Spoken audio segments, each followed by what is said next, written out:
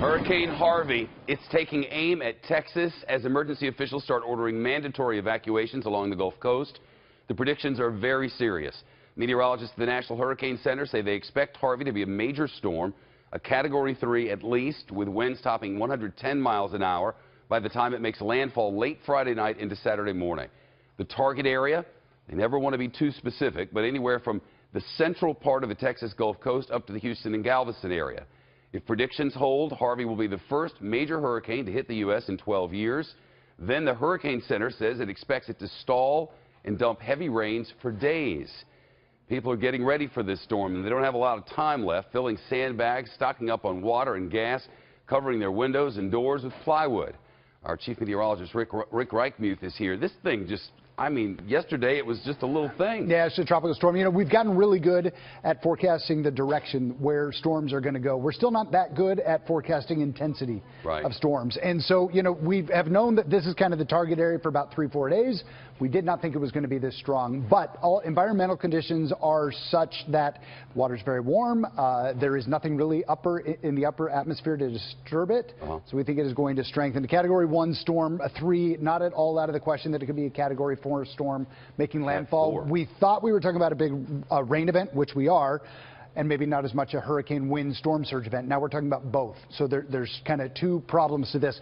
This high pressure is going to move into the top of it. And so you see these models, they all kind of come up here to the coast and then do that. They get stuck there. And so it's going to meander around for probably 5 days. So we're talking about rain from late Friday, probably into the day on Wednesday.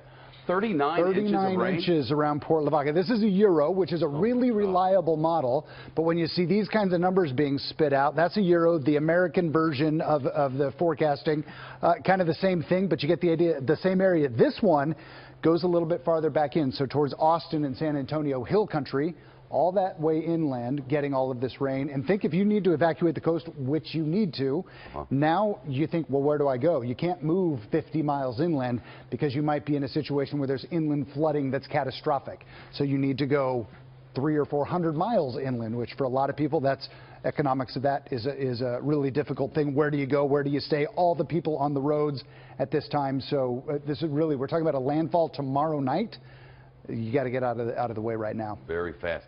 12 years since a major storm hit the U.S. I didn't realize that. Yeah, it's really rare to go that long. We've had stuff that's gotten very close. We've had Cat 2s make landfall, Matthew last year, but no major hurricane hitting anywhere in the U.S. And this part of Texas hasn't had a major hurricane in 47 years.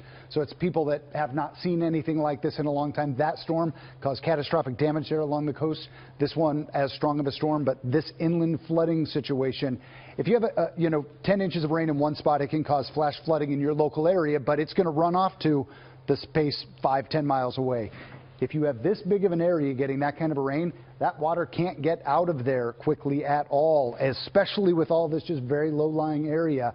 We're talking about a wide swath area of Texas here with flooding. One last thing I want to say, go back over here towards Louisiana. I don't want to forget that.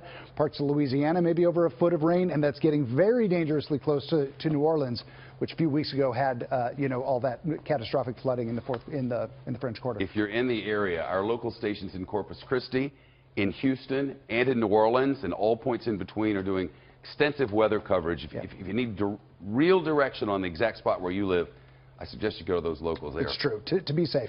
We're going to give you the broad story information, but if you're somewhere with a place that knows what your street, your community, your neighborhood is going to be dealing with, you have to be safe like that. Not to be messed with. Trust that guy. Thank you, sir. You bet.